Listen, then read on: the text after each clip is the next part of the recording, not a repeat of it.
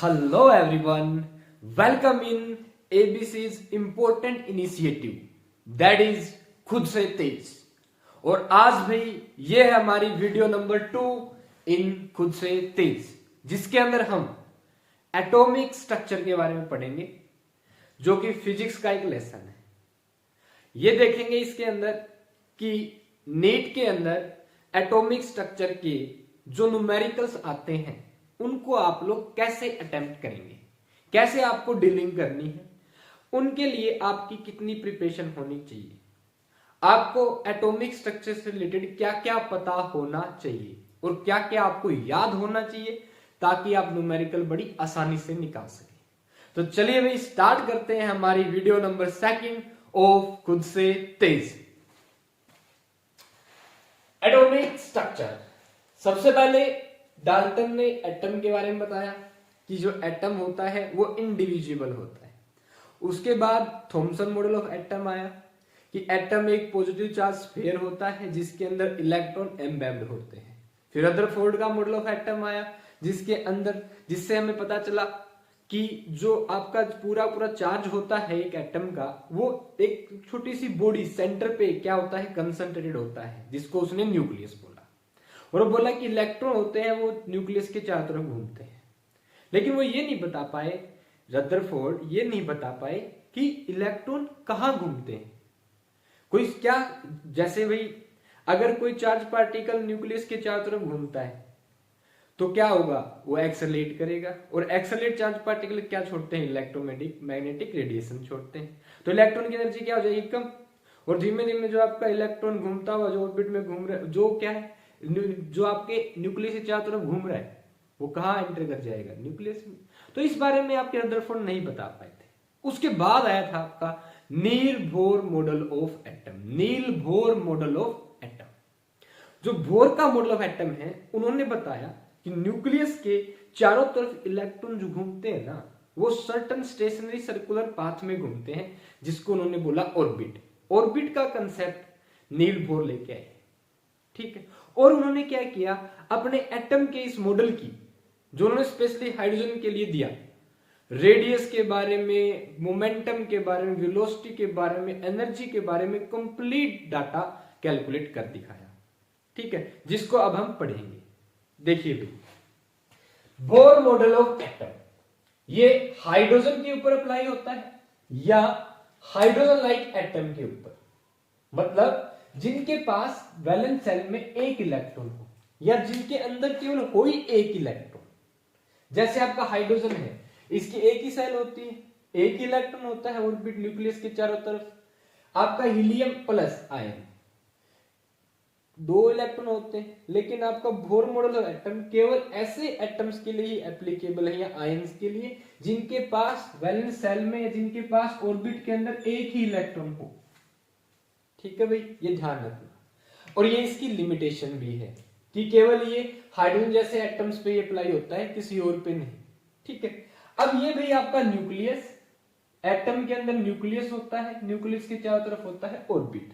Orbit में electron चक्कर काटते हैं और आपके न्यूक्लियस में होते हैं प्रोटॉन और न्यूट्रॉन। प्रोटॉन पे पॉजिटिव चार्ज होता है, एक एटम के अंदर पॉजिटिव चार्ज न्यूक्लियस में ही कंसंट्रेट होता है, जो प्रोटोनों के कारण होता है। न्यूट्रॉन आपके चार्ज लेस पार्टिकल है, न्यूट्रॉन पे कोई चार्ज नहीं होता है। इलेक्ट्रॉन नेगेटिव चार्ज पार्टिकल होते हैं जो न्यूक्लियस के चारों तरफ चक्कर काटते हैं। इस तरीके से आपका एटम बन जाता है। अब हम देखेंगे ये जो आपका इलेक्ट्रॉन है, ये न्यूक्लियस के चारों तरफ, बोर जी बोले कि न्यूक्लियस के चारों तरफ इलेक्ट्रॉन सर्टेन स्टेशनरी पाथ में चक्कर काटता है, जिसको हम क्या कहते हैं, ऑर्बिट। क्या कहते हैं जिनको, ऑर्बिट। और ये बोले वो कि ऑर्बिट की एनर्जी जो होती है वो फिक्स होती है। इसके ये जो आपके ऑर्बिट में जब इलेक्ट्रॉन चक्कर काटता है तो ये नॉन रेडिएटिंग पाथ में चक्कर काटता है। इन पाथ में जब चक्कर काटेगा तो इलेक्ट्रॉन क्या एमिट नहीं करेगा, रेडिएशन एमिट नहीं करेगा। अब देखिए भाई, अब न्यूक्लियस पे चार्ज है पॉजिटिव, इलेक्ट्रॉन पे चार्ज है नेगेटिव, जो इन दोनों के बीच electrostatic force of attraction provide करेगा, ठीक है। और यही electrostatic force of attraction electron किस में घुमा देता है, चक्कर, सर्कल के अंदर। हमें पता है जब कोई भी ऑब्जेक्ट सर्कल में घूमता है तो उसके ऊपर क्या लगता है, एक सेंट्रीपिटल फोर्स लगता है। सेंट्रीपिटल फोर्स आपका एक इमेजिनरी फोर्स है। जो आपका इलेक्ट्रोस्टैटिक फोर्स है यही क्या प्रोवाइड करता है, सेंट्रीपिटल फोर्स। तो हमने क्या किया, इलेक्ट्रोस्टैटिक फोर्स की वैल्यू बराबर कर दी किसकी, सेंट्रीपिटल फोर्स की। यहां से हमें क्या मिला, इलेक्ट्रोस्टैटिक फोर्स क्या होता है बिटवीन टू चार्जेस के बीच, ये न्यूक्लियस के ऊपर चार्ज, ये एक इलेक्ट्रॉन का चार्ज, के Q1 Q2 बाई में डिस्टेंस का स्केयर, R क्या है भाई, इस एटम की रेडियस, देखिए ऑर्बिट की, ZE क्या है, चार्ज ऑन न्यूक्लियस, E क्या है, ऑर्बिट का इलेक्ट्रॉन, चार्ज ऑन इलेक्ट्रॉन, बराबर होगा किसके, सेंट्रीपिटल फोर्स के mv स्क्वायर बाई r के। ठीक है, जहां r क्या होती है रेडियस, m क्या होता है मास ऑफ जो पार्टिकल सर्कल में घूम रहा है, और आपकी v क्या है वेलोसिटी ऑफ द पार्टिकल। तो ये था आपका बोर का पहला पोस्टुलेट। बोर ने अपने बोर मॉडल ऑफ एटम के 3 पोस्टुलेट दिए। पहला बोला कि जो इलेक्ट्रॉन होते हैं वो सर्टेन स्टेशनरी सर्कुलर पाथ में चक्कर काटते हैं न्यूक्लियस के चारों तरफ, जिसे हम कहते हैं क्या, ऑर्बिट। यहां से एक इक्वेशन निकली कि इलेक्ट्रोस्टैटिक फोर्स ऑफ अट्रैक्शन बराबर होगा सेंट्रीपिटल फोर्स के, हमें ये इक्वेशन मिली। दूसरा पोस्टुलेट दिया बोर ने कि angular momentum of electron in particular orbit is constant. Angular momentum किसके बराबर होती है भाई, मोमेंटम इनटू रेडियस। मोमेंटम का formula mass into velocity, r क्या है रेडियस, बन गई एंगुलर मोमेंटम। बोला कंजर्व होती है इंटीग्रल मल्टीपल, n क्या है भाई, इंटीग्रल मल्टीपल ऑफ h अपन 2 पाई होती है angular momentum of electron in the orbit. n क्या है जहां पे, नंबर ऑफ ऑर्बिट। क्लियर क्या भाई, देखिए इन दो पोस्टुलेट से भी, एंगुलर मोमेंटम कंजर्वेशन से और आपका इलेक्ट्रोस्टैटिक फोर्स ऑफ अट्रैक्शन बराबर सेंट्रीपिटल फोर्स के, हमें रेडियस की वैल्यू मिल जाएगी। कैसे, हम क्या करेंगे, यहां से वेलोसिटी की वैल्यू निकालेंगे जो बराबर हो जाएगी nh अपन में 2 पाई m r, नीचे चला जाएगा, यहां पे रख देंगे तो हमें रेडियस की वैल्यू मिलेगी किसके बराबर आएगी, n square h square by z 4 pi square e square m की। ये आपको याद होनी चाहिए, रेडियस की आप वैल्यू याद कर लेना। ठीक है, अब आपकी यहां से निकला जो n स्क्वायर बाय z है, n क्या है नंबर ऑफ ऑर्बिट, कौन सा है, z क्या है atomic number, h square Planck constant, 4 pi square e square charge of electron, mass of electron, electrostatic force constant. जो ये वैल्यू ये आपकी सारी क्या है भाई कांस्टेंट, और ये आपका रेडियस का ये फॉर्मूला आपको याद भी होना चाहिए कि रेडियस बराबर होती है n square h square by 4 pi square z e square m की। यहाँ पे जो ये ब्लैक लेटर्स में h square 4 pi square e square m के, इसलिए कांस्टेंट होता है जिसकी वैल्यू आती है 0.53 एंगस्ट्रॉम। जो आपकी रेडियस होती है किसी भी ऑर्बिट की, अगर आपको रेडियस निकालनी है तो बराबर होगी n square number of orbit by में z इनटू में 0.53 एंगस्ट्रॉम। आप हाइड्रोजन के एटम की किसी भी ऑर्बिट की रेडियस बता सकते हैं। ठीक है, अब यहाँ पे देखिए भाई ये जो कांस्टेंट की जो एक्चुअल वैल्यू आती है वो आती है 0.529 इंटू 10 की पावर माइनस 10 मीटर। हम इसको थोड़ा क्या कर देते हैं, राउंडिंग ऑफ कर देते हैं 0.53 एंगस्ट्रॉम, एंगस्ट्रॉम 10 की पावर माइनस 10 मीटर के बराबर। ठीक है, जो तीसरा पोस्टुलेट था बोर का वो ये था कि जब इलेक्ट्रॉन, जो आपके एक्चुअल में इलेक्ट्रॉन जब सर्कुलर पाथ में घूमते हैं तो नॉन रेडिएटिंग होते हैं। हम तो देखते हैं कि भाई जब आपका इलेक्ट्रॉन घूमता है तो क्या छोड़ो, ऐसे कैसे पता चला कि घूम रहे हैं, कि इलेक्ट्रॉन तो भी एनर्जी रिलीज करते हैं। तो एनर्जी कब रिलीज करते हैं एटम, ये बात बोर से पूछी गई। वो बोले जब आपका इलेक्ट्रॉन हायर ऑर्बिट से लोअर ऑर्बिट में आता है ना तो एनर्जी रिलीज करता है।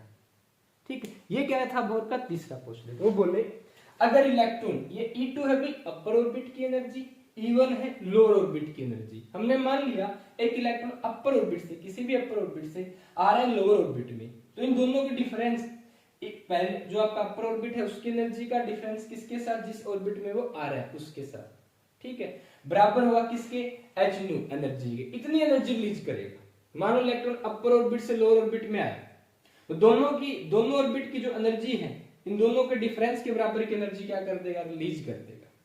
ठीक है, जो मैंने बोल दिया E के बराबर। न्यूमेरिकल्स में डायरेक्ट आपको ये कांसेप्ट समझते हुए अप्लाई करना है कि दोनों की ऑर्बिट की एनर्जी का डिफरेंस ही क्या होगा, एनर्जी रिलीज करेगा, या दोनों के डिफरेंस की एनर्जी देनी ही पड़ेगी। मान लो इस ऑर्बिट से इलेक्ट्रॉन इस ऑर्बिट में जाना चाहता है तो इतनी एनर्जी आपको देनी पड़ेगी।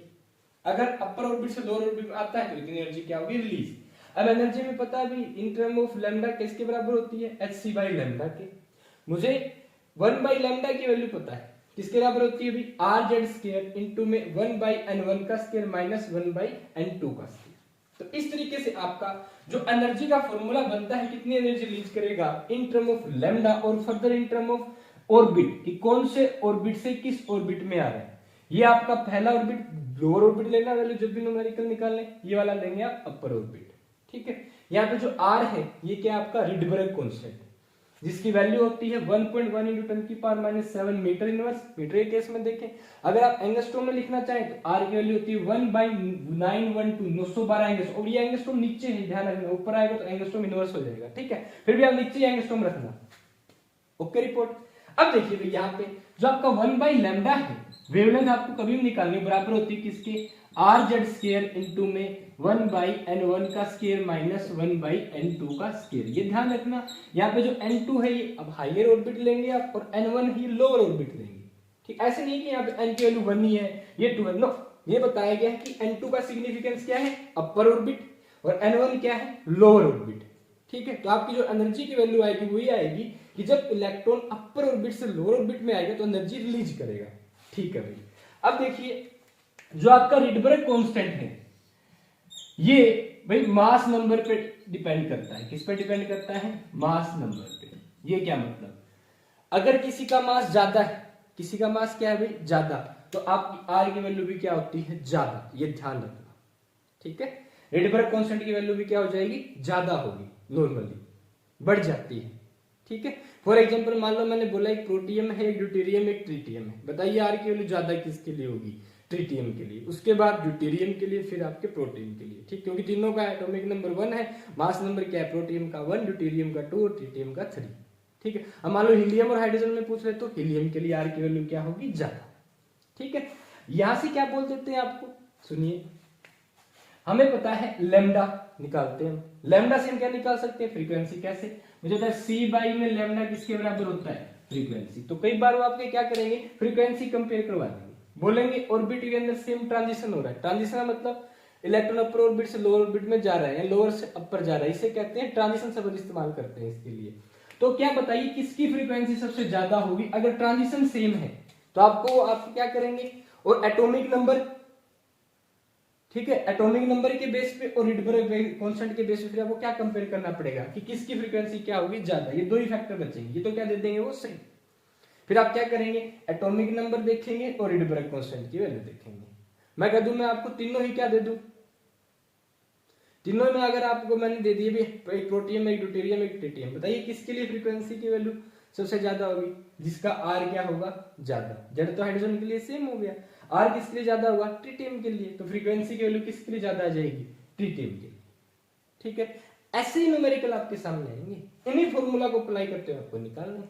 एक और ध्यान दीजिए, जो आपका 1/λ है इसे हम कहते हैं वेव नंबर।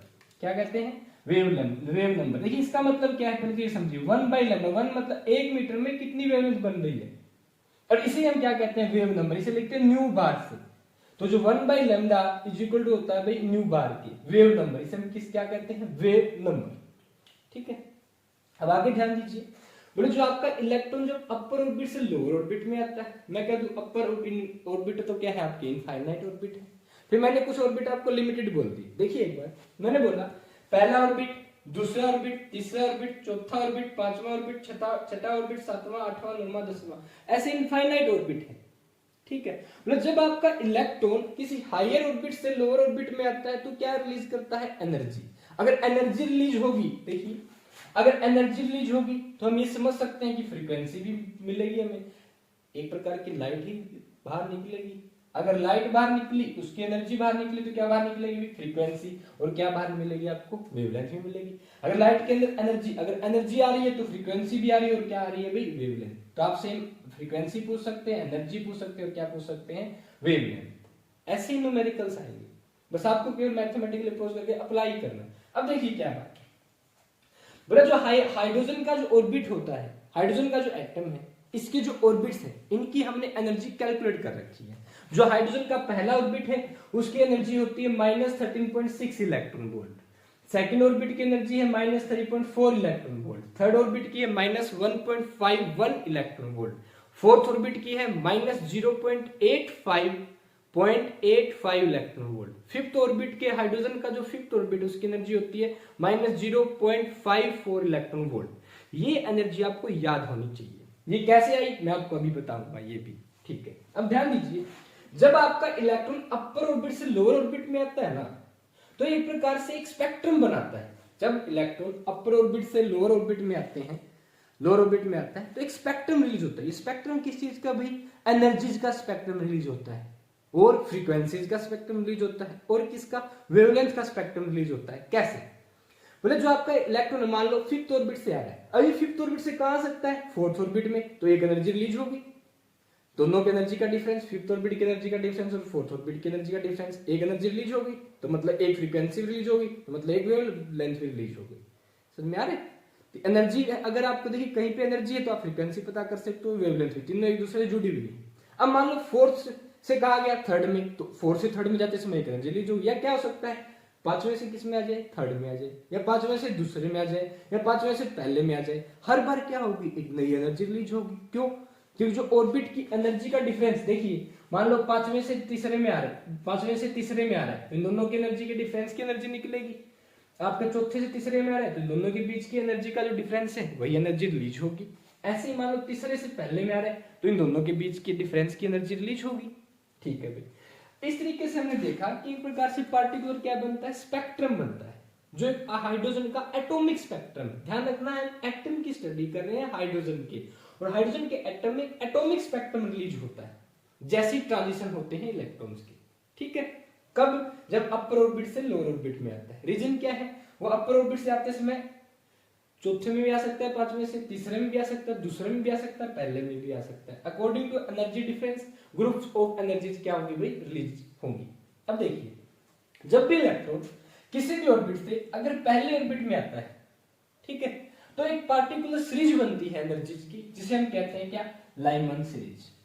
ये आपकी एनर्जी की भी सीरीज है, फ्रीक्वेंसी की भी सीरीज है, और वेवलेंथ की भी सीरीज है। ध्यान रखिएगा, अगर आपका इलेक्ट्रॉन किसी भी ऑर्बिट से अगर सेकंड ऑर्बिट में आ जाए, तो आपकी जो सीरीज बनेगी उसे कहते हैं बाल्मर सीरीज।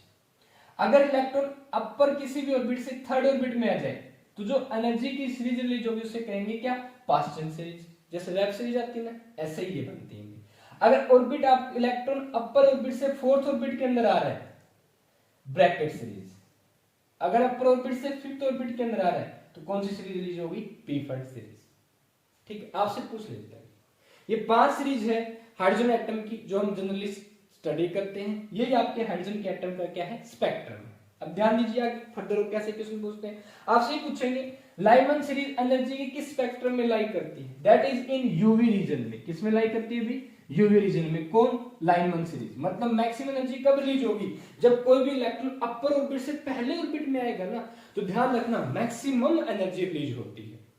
ठीक, इसलिए जो आपकी लाइमन सीरीज बनती है वो यूवी लाइट के रीजन में बनती है। यूवी रे जितनी एनर्जी होती है लाइमन सीरीज, जब भी लाइमन सीरीज बनेगी ध्यान रखना एनर्जी यूवी रेज की फॉर्म में रिलीज होगी। जो आपकी बाल्मर सीरीज है ये हमारे लिए बहुत फायदेमंद है। जो भी कलर हमें कंपाउंड्स के दिखाई देते हैं भाई, वो बाल्मर सीरीज के कारण दिखते हैं। कोई भी ऑर्बिट इस टाइम पे क्या हो रहा होता है? इलेक्ट्रॉन अपर ऑर्बिट से सेकंड ऑर्बिट में ही आएगा। इस टाइम पे जो लाइट रिलीज होती है वो विजिबल लाइट रिलीज होती है, जो हमारी आंखें जिसके लिए क्या होती है? सेंसिटिव होती है, जो हमें दिखाई देती है। तो बाल्मर सीरीज कब बनती है एनर्जी की? जब कहीं से भी इलेक्ट्रॉन सेकंड ऑर्बिट में आ जाए। पास्टन सीरीज कब बनेगी? ये बनती है आपकी, अब आपकी बाल्मर सीरीज किस रीजन में होती है? विजिबल रीजन में। किसमें होगी भाई? विजिबल रीजन में। पास्टन सीरीज किस रीजन में होती है? इंफ्रारेड। इससे थोड़ी कम एनर्जी किसकी होती है? इंफ्रारेड रीजन की। ये दोनों ब्रैकेट सीरीज भी इंफ्रारेड में होती है और पीफन सीरीज भी किसमें होती है भाई? इंफ्रारेड में। हम थोड़ा फार इंफ्रारेड भी बोल देते हैं, थोड़ा ज्यादा एनर्जी, थोड़ा सा एनर्जी डिफरेंस ज्यादा हो जाता है। ठीक है, अब देख लीजिए कभी भी क्वेश्चन आ जाए आपका कि पीफन सीरीज, ब्रैकेट सीरीज और पास्टन सीरीज कौन से रीजन में होती है? इंफ्रारेड में। बाल्मर सीरीज खास सीरीज है भी विजिबल रीजन में। लाइमन सीरीज यूवी रीजन में आती है। ठीक है, अब ये जो वेवलेंथ का ये फॉर्मूला दिखाई दे रहा है आपको, इसे हम बाल्मर फॉर्मूला भी कहते हैं। दिख रहा है ये फॉर्मूला जो हमने लिख रखा है specially? This is known as Balmer formula, जिसके अंदर 1/λ वेवलेंथ निकालनी हो ना कभी आपको, R Rydberg constant Z square into में 1/n1 का स्क्वायर माइनस 1/n2 का स्क्वायर, जहां n1 है लोअर ऑर्बिट, n2 क्या है? अपर ऑर्बिट। तो ये था भाई हमारा पहला, आप कह सकते हैं पॉइंट बोल सकते हो, जिसमें हम मैथमेटिकल अप्रोच की है, जिसमें हमने मैथमेटिकल अप्रोच की है एटॉमिक स्ट्रक्चर की। इन चीजों को आपको पता होना चाहिए। ठीक है, सिंपल सा कंसेप्ट है, जो चीजें हमें याद करनी है वो याद करनी ही है, सीधी सी बात है।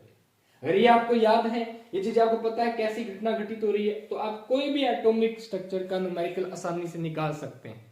ठीक है, अभी मैं आपको और अप्रोच करनी सिखाऊंगा, एक्चुअली प्रैक्टिकली पूरी बातें बताऊंगा कि इलेक्ट्रॉन की एनर्जी कितनी होगी, आपको कैसे अटेम्प्ट करनी है, मोमेंटम क्या होगी, अभी देखेंगे। उससे पहले ये बोर के 3 postulate done.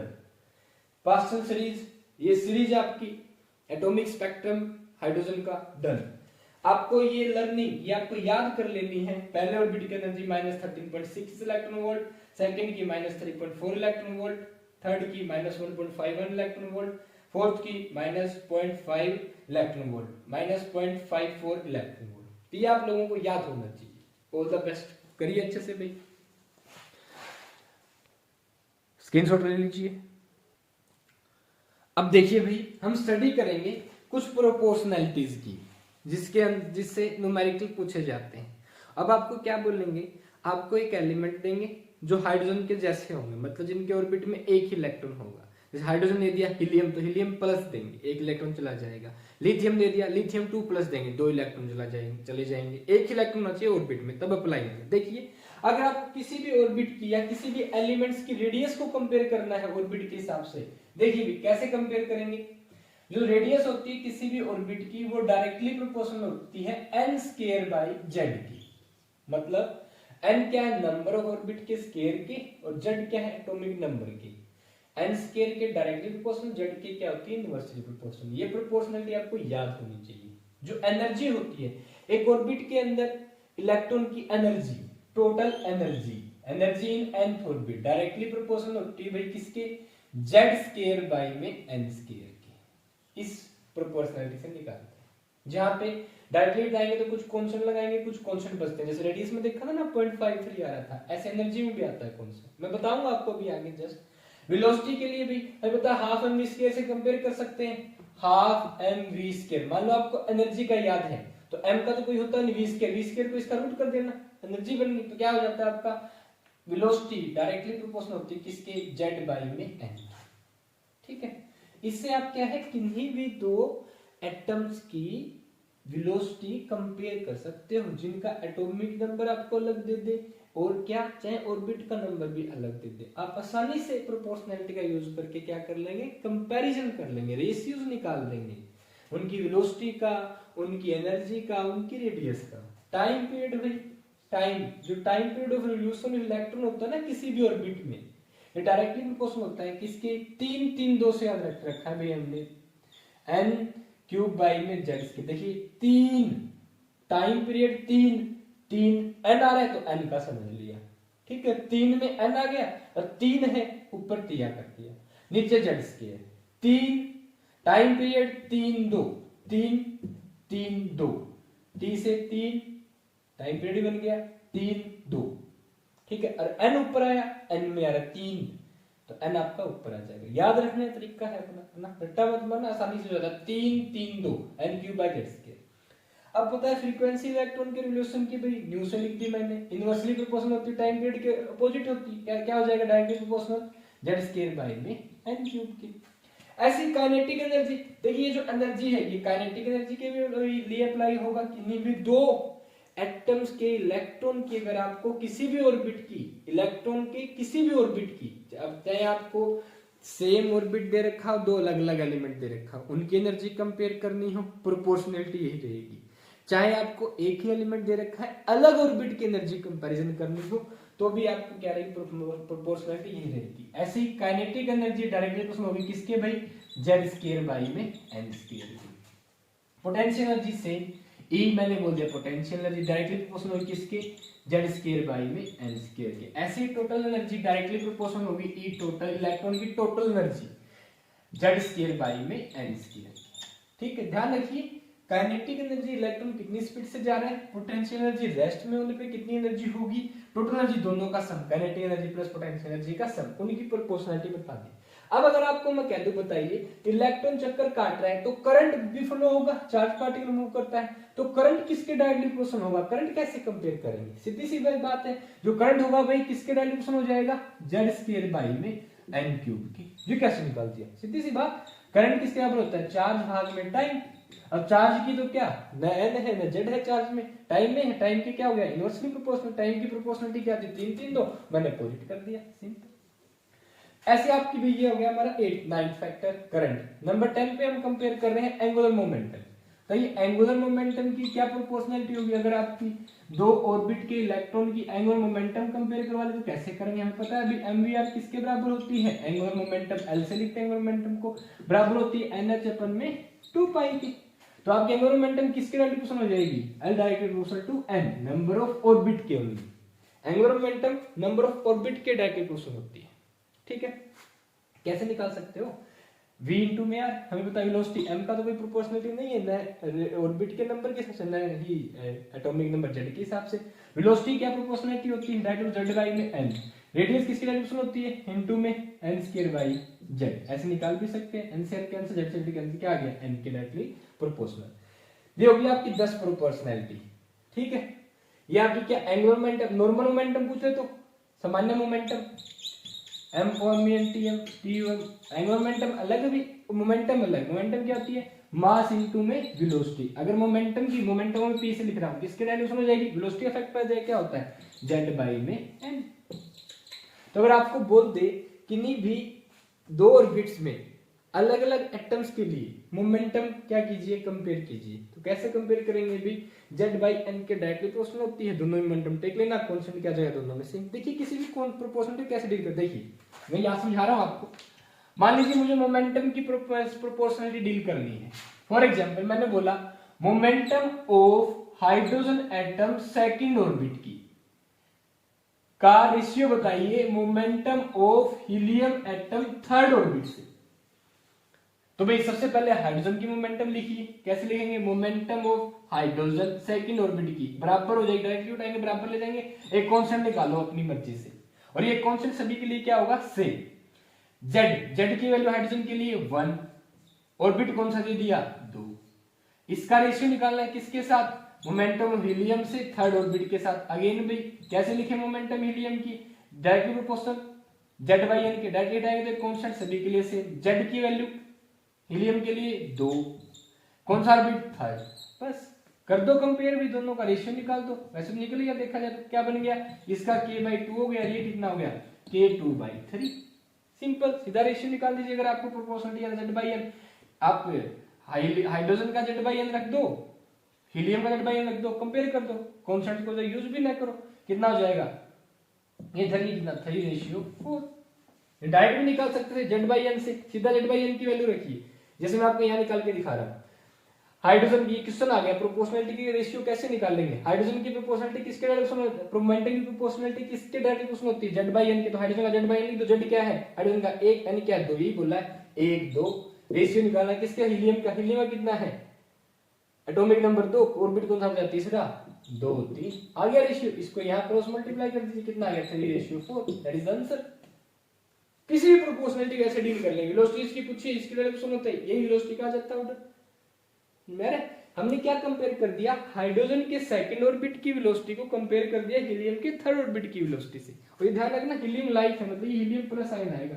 Bohr model of atom हमेशा हाइड्रोजन लाइक एटम पे अप्लाई होता है, जिसका मतलब यही है कि इलेक्ट्रॉन ऑर्बिट में कितने होंगे, एक इलेक्ट्रॉन होगा। ठीक है भाई, ये थी हमारी 11 प्रोपोर्शनलिटी जिनको आप स्टडी कर सकते हैं, आप स्क्रीनशॉट ले सकते हैं। कंटिन्यू, और भाई लिखते रहिए, मोस्ट इंपोर्टेंट यही है, प्रैक्टिस करना फिजिक्स के फॉर्मूलों की बहुत जरूरी है। अब देखिए भाई नेक्स्ट अप्रोच करेंगे हम एनर्जी के लिए। देखिए टोटल एनर्जी ऑफ इलेक्ट्रॉन, क्या टोटल एनर्जी ऑफ इलेक्ट्रॉन,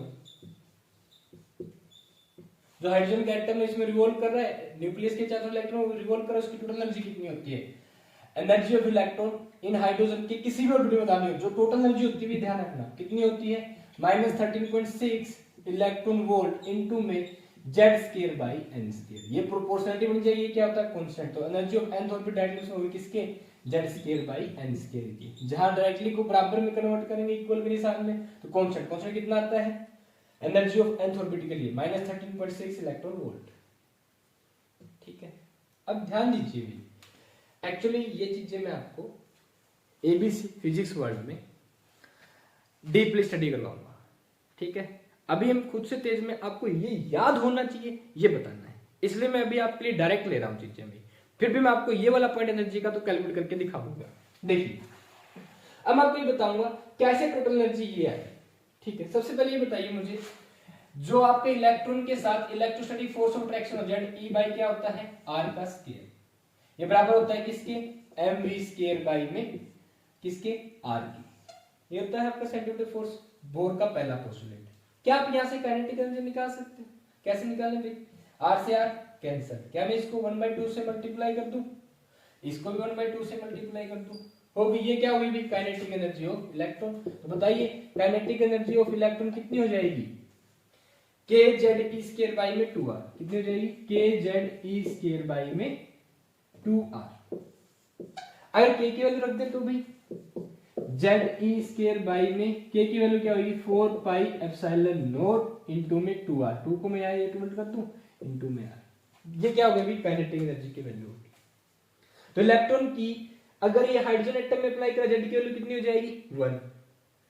आगे एनर्जी बताइए, काइनेटिक एनर्जी कितनी हो जाएगी, ई स्क्वायर बाई में 8 पाई एप्सिलॉन नॉट r हो गई, तो काइनेटिक एनर्जी हो गई। ठीक है, निकल गया kinetic energy, E square by 8 pi epsilon not r। ये फॉर्मूला डायरेक्ट पूछ लेते हैं आपसे, काइनेटिक एनर्जी बताइए इलेक्ट्रॉन की कितनी होगी हाइड्रोजन के एटम के लिए, ये होती है भाई।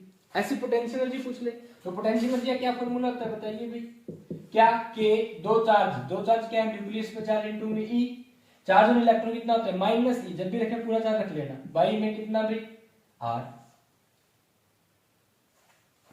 चार्ज ये चार्ज दोनों के बीच की डिस्टेंस सीधा पुट कर दे Q1 Q2 बाई में आर, पोटेंशियल एनर्जी आ जाती है, बताइए कितनी हो जाएगी, माइनस के जेड ई स्क्वायर बाई में आर।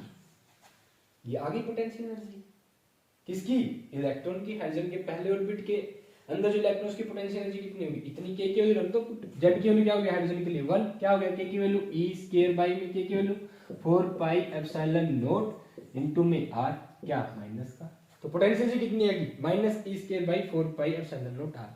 पोटेंशियल एनर्जी हाइड्रोजन के पहले ऑर्बिट के लिए कितनी होगी, minus E square by 4 pi epsilon not R. गौर से देखिए कितनी है काइनेटिक एनर्जी, ये क्या है kinetic energy, E square by में 8 पाई एप्सिलॉन नॉट आर, ये क्या है माइनस ई स्क्वायर बाई में 4 पाई एप्सिलॉन नॉट आर। ध्यान से देखिए यहाँ पे नीचे 4 और यहाँ पे नीचे 8 है, इसका मतलब क्या है, पोटेंशियल एनर्जी क्या इस काइनेटिक एनर्जी डबल है, बिल्कुल। अभी बताइए टोटल एनर्जी किसके बराबर होती है, total energy is equal to potential energy plus kinetic energy. जैसे आप इन दोनों को जोड़ के देखेंगे भी आपका आंसर आएगा माइनस का e square by 8 pi epsilon not r, और ये है आपकी टोटल एनर्जी। टोटल एनर्जी कितनी आ जाएगी, काइनेटिक एनर्जी आगे माइनस लगा दी, दोनों को जोड़ेंगे तो कितना हो जाएगा, ये आपका क्या है डबल है, इससे ये हाफ आधा करेंगे कितना बच जाएगा, आधा, साइन क्या हो जाएगा माइनस का ज्यादा, minus E square by 8 pi epsilon not r. Total energy होती है पहले ऑर्बिट में हाइड्रोजन के इलेक्ट्रॉन की कितनी, minus E square by 8 pi epsilon not r. Direct question में भी 3 क्वेश्चन बन गए आपसे, काइनेटिक एनर्जी पूछ लेंगे आपसे, e square by 8 pi epsilon not are, potential energy E square by minus का e square by 4 pi epsilon not r, total energy minus E square 8 pi epsilon not r. यहां से relation नहीं करता, ध्यान रखिए, क्या जो आपकी टोटल एनर्जी है टी, क्या काइनेटिक एनर्जी के आगे मैं माइनस लगा दूं, बन जाती है क्या माइनस ऑफ काइनेटिक एनर्जी, ये रिलेशन निकल गया अभी। तीनों से क्या रिलेशन निकल रहा है, और देख लीजिए, क्या पोटेंशियल एनर्जी काइनेटिक एनर्जी की डबल है, 2 से गुणा कर दीजिए, ये कितना हो जाएगा 4, इसका मतलब डबल है ना पोटेंशियल, और माइनस का साइन आ रहा है साथ में, माइनस लगा दीजिए। मतलब क्या करें, अगर आपको पोटेंशियल एनर्जी चाहिए तो क्या करें हम, 2 से गुणा कर दो काइनेटिक एनर्जी को, क्या लगा दीजिए माइनस, आ गई। अब potential energy total energy kinetic energy का एक सा रिलेशन बताइए भी क्या होगा, ये देख लीजिए। टोटल जो आपकी पोटेंशियल एनर्जी है वो देखें तो क्या भी 2 टाइम्स है किसके, टोटल एनर्जी की, और बराबर 2 टाइम्स है किसके, काइनेटिक एनर्जी की। लेकिन काइनेटिक एनर्जी के आगे आपको क्या लगाना पड़ेगा, माइनस, यानी गिर जाएगी आपकी पोटेंशियल एनर्जी। तो ये रिलेशन आता है, कभी भी आपको बोल दे इलेक्ट्रॉन की पोटेंशियल एनर्जी कितनी होगी, टोटल एनर्जी जो आप ऑर्बिट्स की टोटल एनर्जी निकालते हो जो -13.6 पहले ऑर्बिट के हाइड्रोजन के इलेक्ट्रॉन है, बताइए पोटेंशियल एनर्जी कितनी हो जाएगी, इसकी डबल कर दो, 27.2 इलेक्ट्रॉन वोल्ट हो जाएगी पोटेंशियल एनर्जी। हाइड्रोजन के पहले ऑर्बिट के अंदर इलेक्ट्रॉन की पोटेंशियल एनर्जी -27.2 इलेक्ट्रॉन वोल्ट होती है। आगे टोटल एनर्जी -13.6 इलेक्ट्रॉन वोल्ट होती है, काइनेटिक एनर्जी +13.6 इलेक्ट्रॉन वोल्ट होती है। फिनिश, ये दोनों बीच क्या हो गया रिलेशन। ये चीजें आपको भी लर्निंग के दौरान याद होनी चाहिए, ठीक है, पता होना चाहिए कि ऐसे निकलेगा। वैसे याद रखने की जरूरत नहीं है, रट्टा मारना जरूरत नहीं है इस बात का। पहला पोस्टलेट लगाइए, निकाल दीजिए सिंपल फॉर्मूले से, ठीक है। इन चीजों की डीप स्टडी मैं आपको करवाऊंगा एबीसी फिजिक्स वर्ल्ड के अंदर, ठीक है। अभी हम डायरेक्ट अप्रोच करेंगे, ओके। तो एक बार इसको देख लीजिए, जहां से हमने निकाल दिया potential energy, total energy, kinetic energy को क्या कर दिया, रिलेट कर दिया, ओके। अब हम क्या करने जा रहे हैं भाई, जो आपकी एनर्जी है, मैं डायरेक्ट बता रहा हूं आपको, एंथैल्पी किसके डायरेक्शन होती है, माइन किसके, जेड स्क्वायर बाई में एन स्क्वायर की, ठीक है। और आपने ये याद रख लिया। अगर आपसे टोटल एनर्जी निकलवाए तो कैसे निकालेंगे, ये रही टोटल एनर्जी, बस के की वैल्यू रख देनी, वापस रख लेना के की वैल्यू, वापस टोटल एनर्जी आ जाएगी के की रिस्पेक्ट में। अब के की टर्म में पूछ ले, या कई बार ये आपसे एप्सिलॉन नॉट और पूरी वैल्यू रखवा लेते हैं, उस टाइम पे कैसे निकालेंगे, देखिए भाई। अगर आपको यही एनर्जी की वैल्यू कैसे आपकी 13.6 इलेक्ट्रॉन वोल्ट हुई, ये वाली, इसको हम एक बार डिराइव कर रहे हैं, मैं आपको ये बता रहा हूं कंप्लीटली कैसे निकालना है। देखिए मुझे पता है अभी टोटल एनर्जी किसके बराबर आई है हमारी, माइनस ऑफ के जेड ई इंटू में ई बाई में आर बाई में 2, पोटेंशियल एनर्जी का आधा कर दो, ठीक है। आर की वैल्यू मुझे पता है, अब बस आप आर की वैल्यू याद रख लेना भाई। पूरे एटॉमिक स्ट्रक्चर में केवल आपको रेडियस की वैल्यू पता होनी चाहिए, proportionality, radius of an orbit is equal to n square h square 4 pi square Z e square m के, बस आपको ये याद होना चाहिए। कैसे करेंगे आप, आर की वैल्यू रख देना, बस इसमें क्या आ गया k जेड ई स्क्वायर ऊपर आ गया, नीचे क्या हो गया भाई 2, आर की वैल्यू क्या होगी n square h square 4 pi square Z e square m into में k, ठीक है। k यहां पे कितने हो जाएंगे 2, ई कितने हो जाएंगे 4, टोटल लिख दीजिए। जेड की वैल्यू अगर हाइड्रोजन के लिए पूछ ले तो 1 रख देना, अदरवाइज कॉमन लेके निकालने हैं। और यहां फर्दर इस के को आप रख भी तो सकते हैं, ठीक है, 1/4 पाई एप्सिलॉन नॉट रख दीजिए। इस के की वैल्यू रख दी हमने, कितनी होगी, इस के की 2 के की वैल्यू रख दी, कितनी हो जाएगी भी 4 पाई एप्सिलॉन नॉट, दोनों के की रख दी हमने 4 पाई एप्सिलॉन नॉट। अब निकालो भी क्या होगा आंसर, देखिए Z e square 4 pi square है, पाई स्क्वायर 2 है ना, पाई स्क्वायर से 1 पाई और 1 पाई कैंसिल, 4 से 1 4 कैंसिल, क्या बचा ई जेड, जेड क्या आया देखिए ध्यान से, जेड जेड जेड स्क्वायर ई की 4, ई की 2 4 इनटू में क्या हो गया भाई m, बाई में यहां पे क्या बचा 2 चौके 8 n square h square epsilon not का स्क्वायर। ये आपकी भी ये वैल्यू पूछ लेते हैं आपसे, और क्या बना देखो e की पावर 4m बाई में 8h स्क्वायर एप्सिलॉन नॉट का स्क्वायर, मैंने n स्क्वायर क्या z स्क्वायर बाई में n स्क्वायर ये साइड में निकाल दिया, ठीक है। तो ये आपका जो कांस्टेंट आता है इसकी वैल्यू कितनी आ जाती है 13.6, और टोटल एनर्जी नेगेटिव है, सभी के साथ क्या लगा दीजिएगा नेगेटिव, ठीक है। तो आपसे भाई ये फॉर्मूला, इस फॉर्मूले की टर्म में पूछ लेते हैं। जेड की वैल्यू हाइड्रोजन के लिए 1 फिर देख लो, एक बार लिख लो, किसी भी इलेक्ट्रॉन किसी भी एटम के लिए निकालनी है जो हाइड्रोजन जैसा हो, इसका एटॉमिक नंबर चाहे अलग हो, हीलियम प्लस के निकालनी है निकल जाएगी, जेड स्क्वायर एन स्क्वायर ई की power 4m 8h square epsilon not का स्क्वायर, ये फॉर्मूला पूछते हैं एनर्जी का, क्लियर अभी आपके सामने। अगली बात, हाइड्रोजन की वैल्यू 1, पहले ऑर्बिट के लिए वैल्यू 1, तो हाइड्रोजन के पहले ऑर्बिट की एनर्जी इस टर्म में बताइए, e की power 4m 8h square epsilon not के स्क्वायर के बराबर होती है। ये वैल्यू हमें पता होनी चाहिए, पूछते हैं डायरेक्ट पूछेंगे आपसे, ठीक है। ये था भाई एनर्जी के बारे में। अब देखिए भैया हम क्या पढ़ेंगे, अभी तक मैं आपको क्या मेन बातें बता चुका हूं कि एनर्जी डायरेक्टली प्रोपोर्शनल होती है z square by n square की, वेलोसिटी डायरेक्टली प्रोपोर्शनल होती है z बाय n के, रेडियस डायरेक्टली प्रोपोर्शनल होती है n स्क्वायर बाय z के, टाइम पीरियड डायरेक्टली प्रोपोर्शनल होता है n cube by z square के, फ्रीक्वेंसी डायरेक्टली होती है इसका उल्टा z square by n cube के, और दो ऑर्बिट के बीच की एनर्जी का डिफरेंस, एनर्जी के बराबर h न्यू, ये डिफरेंस किसके बराबर मान लिया मैंने एनर्जी E के, जिसकी वैल्यू कितनी होगी h न्यू, इतनी एनर्जी रीच हुई जो बराबर हो गया c by lambda, 1 by lambda बराबर होती है z square 1 by 1 plus k minus 1 by 2 का स्क्वायर, ये चीजें हम पढ़ चुके हैं अभी तक। फिर हमने हाइड्रोजन एटम का स्पेक्ट्रम पढ़ा, हाइड्रोजन एटम की स्पेक्ट्रल सीरीज देखी, कौन कौन सी है, लाइमन वाल्मर पास्कल ब्रैकेट पीफर्ड सीरीज, ये सीरीज यूवी में, ये विजुअल रीजन में, तीनों किस्में तो इंफ्रारेड में खत्म। हाइड्रोजन के पहले ऑर्बिट की एनर्जी -30.6 इलेक्ट्रॉन वोल्ट, सेकंड की -3.4 इलेक्ट्रॉन वोल्ट, थर्ड की -1.51 इलेक्ट्रॉन वोल्ट, फोर्थ की -0.585 इलेक्ट्रॉन वोल्ट, फिफ्थ की -0.54 इलेक्ट्रॉन वोल्ट, ठीक है। अब देखिए यहां से देखिए अगर फ्रीक्वेंसी ज्यादा होगी तो एनर्जी ज्यादा होगी, ठीक है। अगर एनर्जी ज्यादा होगी तो लैम्डा क्या हुआ, लैम्डा क्या होगी, कम। एनर्जी कम, लैम्डा कम, तो फ्रीक्वेंसी ज्यादा, एनर्जी भी ज्यादा। लैम्डा कम तो एनर्जी ज्यादा, लैम्डा ज्यादा तो एनर्जी क्या होगी, कम। ये है भी प्रोपोर्शनलिटी का नेचर। एनर्जी डायरेक्ट होती है किसके, फ्रीक्वेंसी के, इनवर्सली प्रोपोर्शनल होती है किसके, लैम्डा के। इस चीज को कैसे देखेंगे, आपसे क्वेश्चन पूछेंगे, बताइए लाइमन सीरीज की मैक्सिमम वैल्यू ऑफ वेवलेंथ की कब आएगी। ट्रांजिशन बताइए कहां से कहां, ट्रांजिशन का मतलब इलेक्ट्रॉन कौन से ऑर्बिट से किस ऑर्बिट में आएंगे, ये मतलब होता है ट्रांजिशन का। आपसे क्वेश्चन करेंगे लाइमन सीरीज के अंदर बताइए मैक्सिमम लैम्डा कब आएगी, when will be maximum lambda. आप क्या रखें यहां पे, देखिए 1 बाय लैम्डा, लैम्डा निकालना तो फॉर्मूला 1 बाय लैम्डा है, ऐसे करके निकालेंगे। आप क्या करेंगे, 1 बाय लैम्डा अप्लाई करेंगे, 1 बाय लैम्डा मैक्सिमम कैसे निकालेंगे भाई, आज इसके लिए तो किसी के लिए कौन सी, यहां भी मेन बात है n1 का स्क्वायर माइनस n2 का स्क्वायर, n की जगह आप क्या रखें वैल्यू, ये पॉइंट समझना बहुत जरूरी है, लगा लीजिए आराम से अपना। क्या लाइमन सीरीज मैक्सिमम लैम्डा कब आती है, जब एनर्जी का डिफरेंस क्या हो, कम। बताइए आप लाइमर बनता कब है, जब कहीं से किसी भी ऑर्बिट से कहां आएगा, पहले ऑर्बिट में इलेक्ट्रॉन आ रहा होगा, ठीक है। अब बताओ सेकंड से पहले में आएगा जब एनर्जी ज्यादा रिलीज होगी या थर्ड से पहले में, बताइए कमेंट करके बताइए ये बात, कब ज्यादा एनर्जी रिलीज होगी, जब थर्ड से किस में आएगा, पहले में, ठीक है। ऐसे इससे ज्यादा एनर्जी कब रिलीज होगी, जब फोर्थ से पहले में आएगा, क्योंकि इनके बीच के एनर्जी का डिफरेंस क्या है, ज्यादा है, क्लियर है। ऐसे मान लो इनफाइनाइट तक ऑर्बिट है, मैं कह दूं अगर ऑर्बिट इनफाइनाइट से पहले में आए तो लाइमन सीरीज की एनर्जी क्या होगी, मैक्सिमम उस लाइन की, या ये लाइमन सीरीज जो बन रही होगी, लाइमन सीरीज की ये जो लाइन बने जब आपका इलेक्ट्रॉन इनफाइनाइट से कहां आए, पहले ऑर्बिट में, मैक्सिमम एनर्जी रिलीज होगी लाइमन सीरीज में। मैक्सिमम फ्रीक्वेंसी लैम्डा क्या होगी, मिनिमम, ठीक है। जब इनफाइनाइट से कहां आ रहा होगा, पहले में, तो लाइमन सीरीज बनेगी और लाइमन सीरीज क्या होगी अभी, मैक्सिमम एनर्जी, एनर्जी क्या होगी मैक्सिमम, फ्रीक्वेंसी भी क्या होगी इस पॉइंट पे मैक्सिमम, और आपकी लैम्डा क्या रिलीज होगी, मिनिमम, मिनिमम वेवलेंथ ही क्या रिलीज होगी, एनर्जी।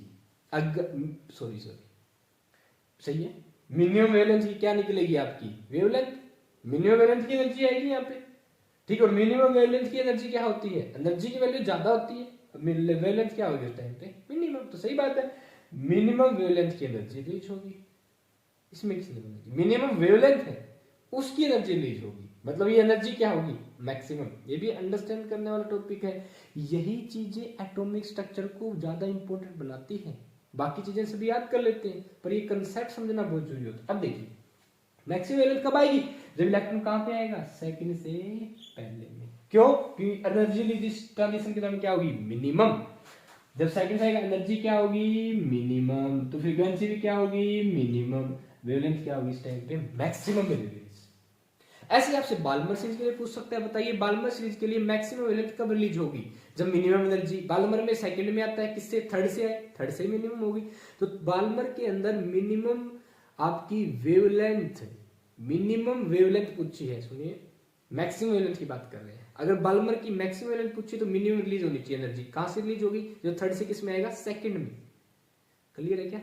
तो बाल्मर सीरीज के अंदर क्या होगी, मैक्सिमम वेवलेंथ, मिनिमम फ्रीक्वेंसी और मिनिमम एनर्जी रिलीज, ठीक है। अब बाल्मर सीरीज की आपसे पूछ लूं मैं, मिनिमम वेवलेंथ कब रिलीज होगी, जब मैक्सिमम वेवलेंथ, मैक्सिमम क्या आएगी, energy, minimum wavelength of Balmer series कैसे निकालोगे, एन की वैल्यू कितनी रखें, 2, बाल्मर सीरीज की निकालने, क्या निकालनी है आपको, मिनिमम, तो एनर्जी डिफरेंस क्या चाहिए, मैक्सिमम, मैक्सिमम एनर्जी कब रिलीज होगी, जब इनफाइनाइट से कहां है, सेकंड में, तो इसकी वैल्यू क्या हो जाएगी, इनफाइनाइट, ये कैंसिल हो जाएगा, 2 से निकाल दीजिएगा। मान लो मैं आपको बोल दूं हाइड्रोजन एटम के लिए लैम्डा मिनिमम बताइए बाल्मर सीरीज की कितनी होगी, सीधी सी बात होगी, हाइड्रोजन के लिए r × z की वैल्यू 1 होगी, 1/2 का कितना हो गया, 4, बाकी तो क्या हो जाएगा कैंसिल, तो कितनी हो जाएगी, लैम्डा मिनिमम कितनी आ जाएगी भाई, lambda minimum is equal to 4/r, ठीक है। बाल्मर सीरीज के लिए लैम्डा मिनिमम कितनी होती है, 4/r। अब यहां पे देखिए r की अप्रोच, a बड़ा 912 एंगस्ट्रॉम, 912 रख दीजिए वैल्यू, बाल्मर सीरीज की आपकी मिनिमम वेवलेंथ आ जाएगी, कितनी होगी, सबसे कम वेवलेंथ ही होगी, ठीक है, और सबसे ज्यादा एनर्जी इसी पॉइंट पर रिलीज होगी बाल्मर के अंदर, जब बाल्मर की लाइन बनेगी, ठीक है। ये था भाई आज का एटॉमिक स्पेक्ट्रम का मेन कंसेप्ट, ठीक है। इसके बाद देखिए क्या बात है, आयोनाइजेशन एनर्जी क्या होती है। हाइड्रोजन एटम की आयोनाइजेशन एनर्जी कितनी होती है, डायरेक्ट सीधा हाइड्रोजन के एटम में एक ऑर्बिट होता है, ऑर्बिट की एनर्जी कितनी होती है 13 इलेक्ट्रॉन वोल्ट। माइनस क्यों एनर्जी, क्योंकि इलेक्ट्रॉन का न्यूक्लियस का अट्रैक्शन है, यही सिंबल है माइनस का, मतलब ये अट्रैक्शन बताती है एनर्जी, यहाँ पे माइनस सिंबल यहाँ पे अट्रैक्शन बताता है। क्या बतानी है आपको आयोनाइजेशन एनर्जी क्या होती है, इस इलेक्ट्रॉन को बाहर निकालने के लिए कितनी एनर्जी देनी पड़ेगी, तो आपको ये बताना चाहिए ये इलेक्ट्रॉन कितनी एनर्जी से बाउंड है न्यूक्लियस के साथ, -13.6 इलेक्ट्रॉन वोल्ट। आपको क्या करना पड़ेगा, इलेक्ट्रॉन बाहर निकालना है, +13 इतनी एनर्जी प्लस में लेनी पड़ेगी, तो +13.6 इलेक्ट्रॉन वोल्ट क्या होगी आयोनाइजेशन एनर्जी। अब इलेक्ट्रॉन किस एनर्जी के साथ बाउंड हुआ रखा है, -13.6 एनर्जी के साथ, इलेक्ट्रॉन वोल्ट की एनर्जी के साथ बाउंड हो रखा है। अगर इसको आपको हटाना हो तो कितनी एनर्जी देनी पड़ेगी, -36 पॉइंट इलेक्ट्रॉन वोल्ट तो है ही एनर्जी, कितनी देनी पड़ेगी भाई +13.6 इलेक्ट्रॉन वोल्ट। इलेक्ट्रॉन यहाँ से चला जाएगा, ये क्या होगी इसकी बाइंडिंग एनर्जी, समझ में आ रही है। तो आयोनाइजेशन एनर्जी और बाइंडिंग एनर्जी यहाँ पे क्या है सेम पॉइंट। हाइड्रोजन के लिए बाइंडिंग एनर्जी कितनी होगी +13.6 इलेक्ट्रॉन वोल्ट, और आयोनाइजेशन एनर्जी कितनी होगी +13.6 इलेक्ट्रॉन वोल्ट। किसी को निकाल सकते हो आप, मान लो तो अगर सेकंड ऑर्बिट में इलेक्ट्रॉन है, अब बताइए कितनी एनर्जी देनी पड़ेगी आयोनाइजेशन एनर्जी, इस पॉइंट पे यहाँ पे होता तो इलेक्ट्रॉन प्लस करता है, थर्ड ऑर्बिट से पूछते, थर्ड ऑर्बिट से इलेक्ट्रॉन को निकालना है कितनी एनर्जी देनी पड़ेगी, प्लस कर दो, फोर्थ ऑर्बिट से इलेक्ट्रॉन निकालना है प्लस कर दो, फिफ्थ से निकालना है प्लस कर दो, सिंपल कर सकते हैं, ठीक है। तो बाइंडिंग एनर्जी देखनी आपसे पूछेंगे पहले ऑर्बिट के लिए, क्योंकि बोर मॉडल ऑफ एटम पहले ऑर्बिट के लिए अप्लाई करते हैं ना, अदरवाइज थ्योरेटिकली हम क्या भी कुछ भी निकाल लें भी, किसी को कंपेयर करवा लूं मैं। अभी मैं आपको एक सॉल्व कराऊंगा, एक मैगर कराऊंगा आपको ऐसा, जिसके आपसे सारी चीजें पूछ सकते हैं, पूछना चाहे तो, ठीक है। देखिए भी करवाता हूँ, अभी स्क्रीनशॉट ले लीजिए और ध्यान रखिए, सुनिए सुनिए सुनिए एक सेकेंड। ये चीजें जो बोर्ड पे लिखवा रखी हैं आपकी नोटबुक में होनी चाहिए, एक स्पेशल नोटबुक बना लो खुद से तेज। वीडियो का नंबर आज कितना है 2, कल कितना था 1, आगे कितना आएगा 3, ठीक है। वीडियो का नंबर डालिए, अटेम्प्ट कर दीजिए, नीट के टाइम पे बहुत काम आएगी, और यही कॉपी आपको नीट का सिलेक्शन करवाएगी, जो हमारा मेन उद्देश्य है, ठीक है भाई। सिलेक्ट होना चाहते हो तो पढ़ लो, यही है मेन चीज,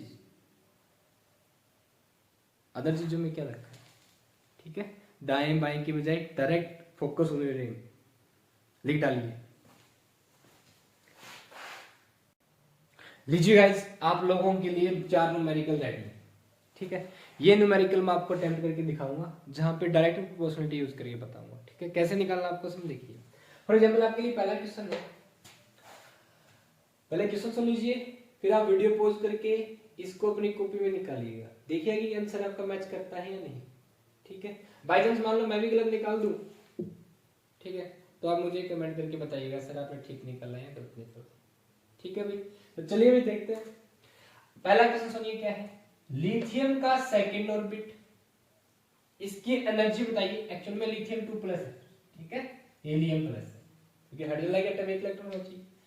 इस ऑर्बिट की, लिथियम के सेकंड ऑर्बिट की रेडियस का रेशियो, एनर्जी का रेशियो, वेलोसिटी का रेशियो बताना है, किसके साथ, हीलियम के थर्ड ऑर्बिट के साथ।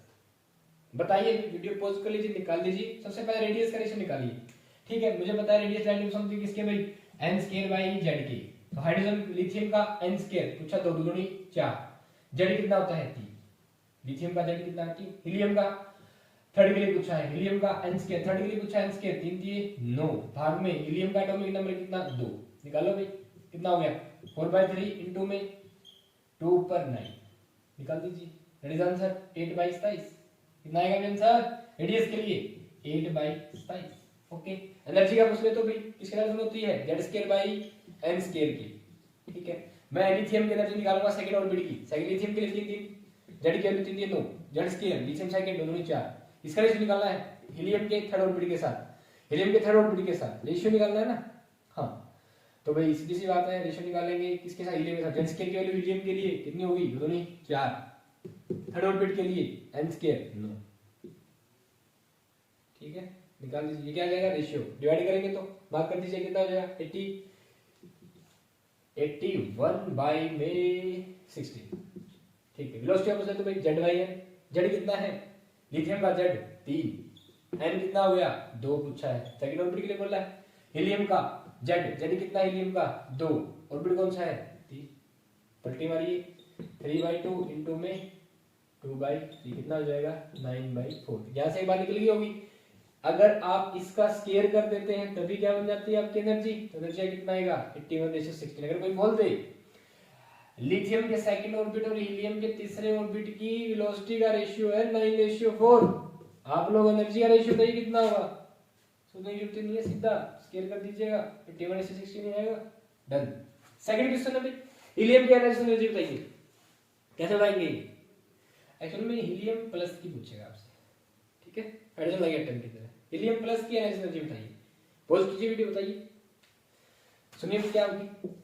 अगर मैं हीलियम प्लस की टोटल एनर्जी निकाल दूं, टोटल एनर्जी कैसे निकालते हैं? हमारे पास एनर्जी ऑफ हीलियम की निकालनी है, फार्मूला क्या है -13.6 इलेक्ट्रॉन वोल्ट इनटू में z²/n²। ठीक है, पहला यूनिट है 1, z की वैल्यू कितनी हो जाएगी 4, 2 दूनी 4, 10 ओके 52 और 24 54.4 इलेक्ट्रॉन वोल्ट। तो एनर्जी आ गई टोटल एनर्जी। मुझे क्या पूछा, एनर्जी क्या होगी हीलियम की, प्लस कर दो इसका 54.4 इलेक्ट्रॉन वोल्ट हो जाएगी। Next, hydrogen first orbit energy का रेशियो निकालना है हीलियम के सेकंड ऑर्बिट की एनर्जी के साथ। तो हाइड्रोजन की फर्स्ट ऑर्बिट की एनर्जी कितनी होगी, एनर्जी का फार्मूला भाई हाइड्रोजन की z² क्या होता है n² की वैल्यू 1, n² कितनी हो जाएगी -13.6 इलेक्ट्रॉन वोल्ट। रेशियो हीलियम के सेकंड ऑर्बिट के साथ, बड़ा खास ऐसे नहीं बोला मैंने, सेकंड ऑर्बिट z² सही रहेगा, हट जाएगा, कितना आ जाएगा -13.6 इलेक्ट्रॉन वोल्ट। यानी कि हीलियम के सेकंड ऑर्बिट की एनर्जी और हाइड्रोजन के फर्स्ट ऑर्बिट की एनर्जी बराबर होती है, ध्यान रखना 13.6 इलेक्ट्रॉन वोल्ट 13.6 इलेक्ट्रॉन वोल्ट, दोनों रेशियो कितना आएगा 1:1। That is answer. Next question देखिए, आपका इलेक्ट्रॉन फिफ्थ ऑर्बिट से आ रहा है, नीचे जा रहा है, ट्रांजिशन हो रहा है इलेक्ट्रॉन का। आपको पता है कितने ट्रांजिशंस होंगे, how many transitions take place जब आपका इलेक्ट्रॉन जंप करेगा फिफ्थ ऑर्बिट से। अब फिफ्थ ऑर्बिट से कहां जा सकता है, नीचे जाएगा, ऊपर जा नहीं सकता, एनर्जी नहीं, नीचे जा रहा है वो, ठीक है। कितने ट्रांजिशन करेगा अभी, इसका एक फार्मूला होता है, जब भी इलेक्ट्रॉन किसी भी ऑर्बिट से आ रहा है n2 किस ऑर्बिट में जा रहा है n1, ठीक है, n2 में n2 - n1 + 1 number of transition निकालने, भाग में क्या कर दो 2। अब यहाँ पे फिफ्थ ऑर्बिट से मैंने बताया नहीं स्पेसिफिकली कौन से ऑर्बिट में जा रहा है, मैं को थर्ड में जा रहा है तो रख के निकाल दे फॉर्मूला। फॉर्मूला कैसे, फिफ्थ से किस में जा रहा है, मान लो थर्ड के लिए, इसके लिए निकालते हैं पहले, फिफ्थ से थर्ड में जा रहा है, यहाँ 5 रखते हैं, यहाँ कितने रखते हैं 3, यहाँ 5 यहाँ 3, ये +1 कर दीजिए, 5 में देंगे 2, 2 से 2 कैंसिल, कितना आ गया 3, क्लियर है। तो कितने ट्रांजिशन होते हैं 3। ऐसे ही अगर मान लो फिफ्थ ऑर्बिट से जा रहा है, कितने ट्रांजिशन होंगे, इसका मतलब आपको पहले तक के सारे ट्रांजिशन बताने, मतलब ये फिफ्थ से कहां जा रहा है पहले में, कितने ट्रांजिशन होंगे बताइए, 5 में से 1 गया 4 2 5 10 ट्रांजिशन कितने आएंगे, फॉर्मूला लगाइए ना, कितने ट्रांजिशन आ जाएंगे 10। इस बात का मतलब समझिए क्या है, एंड जब आपका इलेक्ट्रॉन फिफ्थ ऑर्बिट से कहां आए पहले ऑर्बिट में, तो कितने ट्रांजिशन होंगे, मतलब इलेक्ट्रॉन 5 में से कहां जा सकता है चौथे में, चौथे से कहां जा सकता है तीसरे में, तीसरे से कहां जा सकता है दूसरे में, दूसरे से कहां जाएगा पहले में। कितने ट्रांजिशन होंगे 1 2 3 4 ट्रांजिशन यही होगी। और क्या हो सकता है, मान लो इलेक्ट्रॉन 5 में से सीधा किस में चला जाए तीसरे में, या 5 में से सीधा कहां चला जाए दूसरे में, या 5 में सीधा कहां चला जाए पहले में, 3 ट्रांजिशन ये होगी। और क्या हो सकती है, चौथे से कहां चला जाए दूसरे में, चौथे से कहां चला जाए पहले में, तीसरे में तो कर लिया हमने, या तीसरे से कहां चला जाए भाई पहले में, दूसरे में कर लिया। कितने ट्रांजिशन कैलकुलेट कर लो, 1 2 3 4 5 6 7 8 9 10, कितने ट्रांजिशन होंगे 10, ठीक है। इस तरीके से नंबर ट्रांजिशन, ये मैंने प्रैक्टिकली बता दिया, अपना दिमाग लगाइए सोल्व कर दीजिएगा। फॉर्मूला क्या है आपका, नंबर ऑफ ट्रांजिशन बताने का, n2 किस ऑर्बिट से आ रहा है n1 में, n2 में इसी को 1 जोड़ देना, n2 - n1 + 1/2।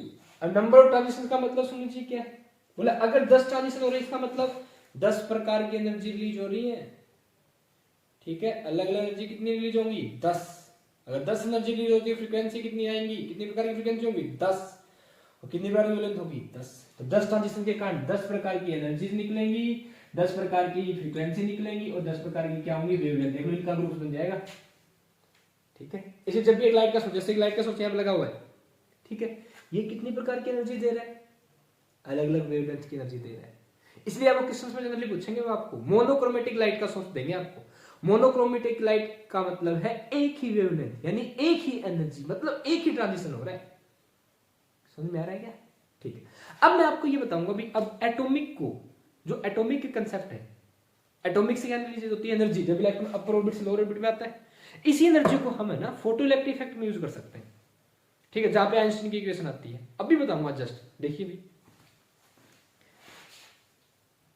देखिए भाई, आइंस्टीन की फोटो इलेक्ट्रिक इक्वेशन होती है, क्या कहता है आइंस्टीन की फोटो इलेक्ट्रिक इक्वेशन क्या होती है, बोला h न्यू जो लाइट ऑफ एनर्जी इंसिडेंट हुई, अभी हमने देखा ना एनर्जी E, दैट मैंने लिखा था h nu is equal to hc by lambda, ये आपको ऐसे निकलवा लेंगे hc into rz square into में 1 बाय n1 का स्क्वायर माइनस 1 बाय n2 का स्क्वायर, ये एनर्जी ये बोले ये यहां पे इंसिडेंट हो रही है, तो पहले तो यहां से न्यूमेरिकल निकलवाएंगे, इसमें क्या न्यूमेरिकल में देंगे आपको, तो ये लाइट इंसिडेंट हो रही है मेटल की सरफेस पे, फोटो इलेक्ट्रिक इफेक्ट हो रहा है कितना, h nu nought is equal to kinetic energy maximum, पूछेंगे क्या स्टॉपिंग पोटेंशियल बताओ कितना होगा इलेक्ट्रॉन का, ev नॉट के बराबर, क्या आपको आपसे मैक्सिमम काइनेटिक एनर्जी पूछ रहे हैं, काइनेटिक मैक्सिमम वेलोसिटी पूछ रहे हैं, हां v मैक्सिमम का स्क्वायर, तो ये फोटो इलेक्ट्रिक इक्वेशन के साथ कंपेयर ऐसे करवाते हैं।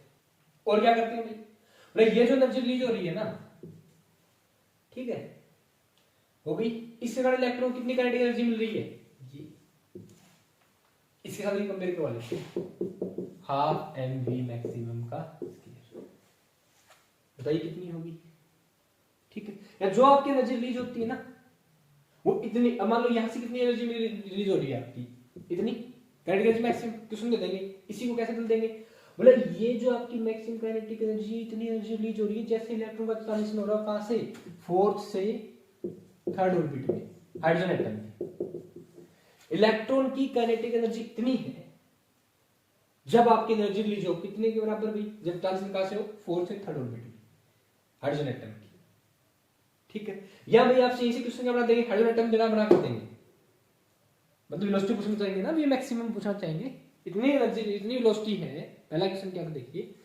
इतनी एनर्जी रिलीज होती है, काइनेटिक एनर्जी इलेक्ट्रॉन की इतनी होती है कि जैसे इलेक्ट्रॉन का ट्रांजिशन हो रहा है उतनी एनर्जी रिलीज हो रही है, जितने में इलेक्ट्रॉन ट्रांजिशन होता है फोर्थ से थर्ड ऑर्बिट में इलेक्ट्रॉन आता है, तो कितनी एनर्जी रिलीज होती है, जब इलेक्ट्रॉन फोर्थ से थर्ड ऑर्बिट में आएगा तब जितनी एनर्जी रिलीज होगी उतनी एनर्जी फोटो इलेक्ट्रिक इफेक्ट में इलेक्ट्रॉन की काइनेटिक एनर्जी के बराबर है।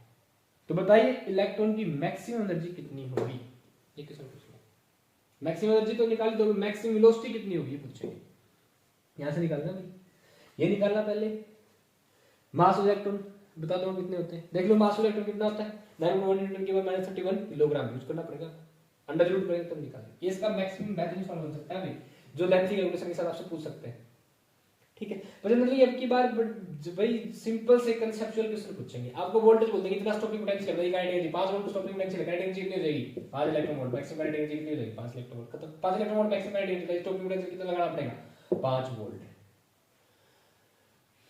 खुद से तेज का यही मतलब है, समझ में आ रहा है क्या, इसलिए बोल रखा है खुद से तेज, हाँ क्लियर है क्या, ओके रिपोर्ट, ये था आपका कंसेप्ट।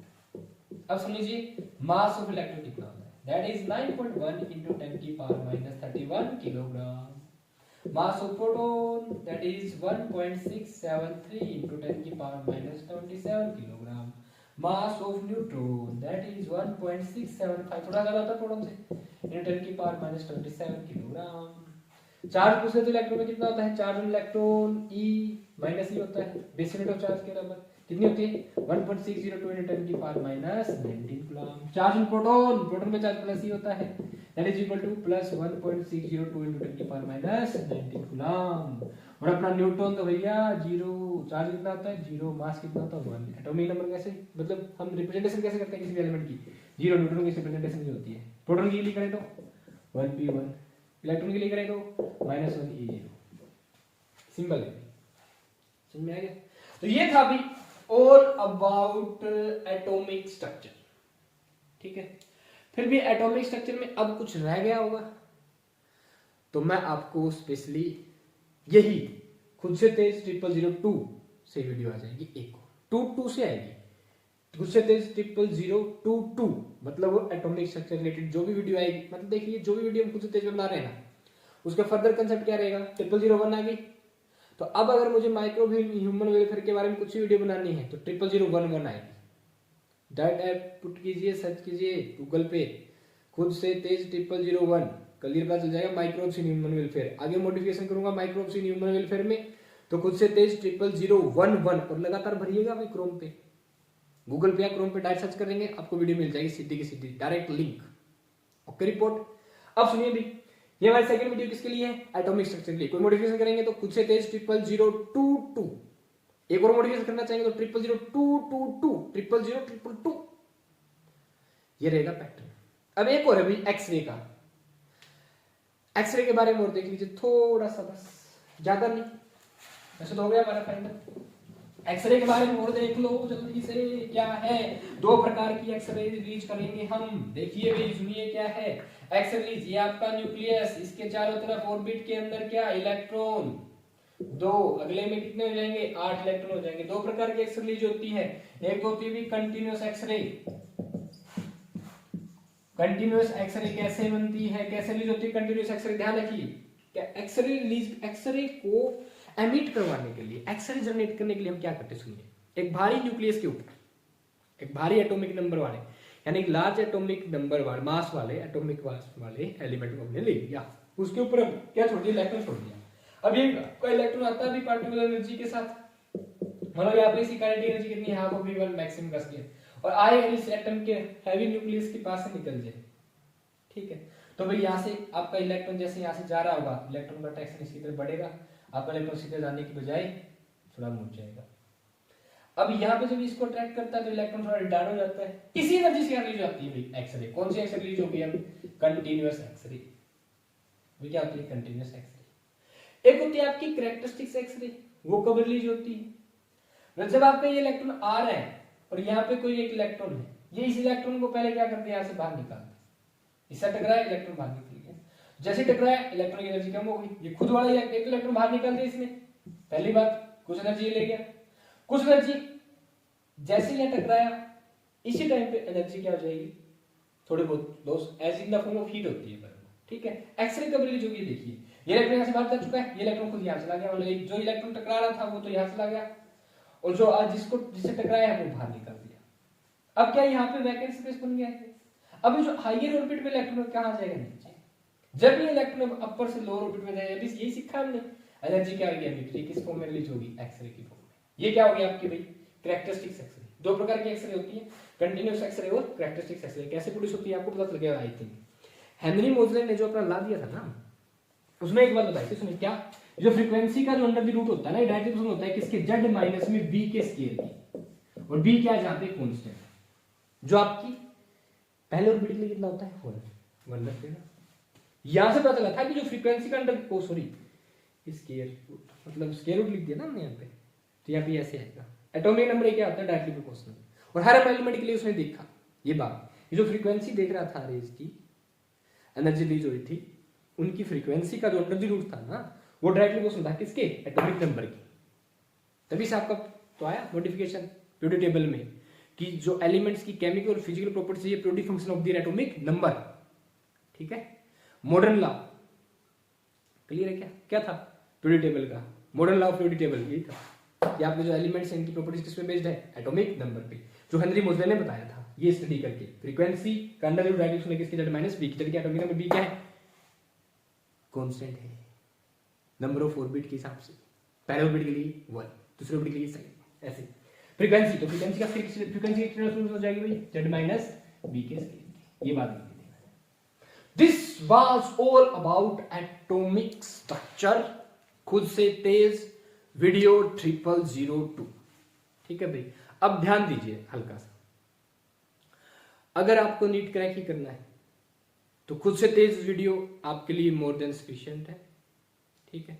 इसके साथ साथ आपको देखिए थ्योरी के टाइम पे, रिवीजन के टाइम पे आपकी रिवीजन ऐसी होनी चाहिए। अगर आपको ये चीजें आ जाए जो मैंने बोर्ड पे लिख दिया, अगर आपको बता दें टिप्स पे, सिलेक्शन गारंटेड।